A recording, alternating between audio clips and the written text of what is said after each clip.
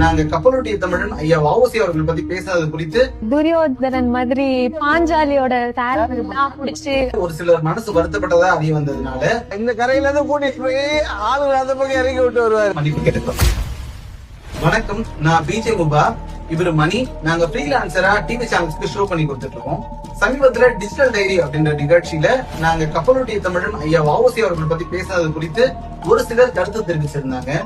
அதன் அடிப்படையில அதோட ப்ரொமோவை நீக்கிட்டோம். அது தொடர்பான நிகழ்ச்சியும் நாங்க ஒளிபரப்பு செய்யப்படல. ஆனா இந்த ப்ரோமோவால ஒரு சிலர் மனசு வருத்தப்பட்டதா அறிய வந்ததுனால நாங்க எல்லாரும் அதுக்காக மன்னிப்பு கேட்டோம்.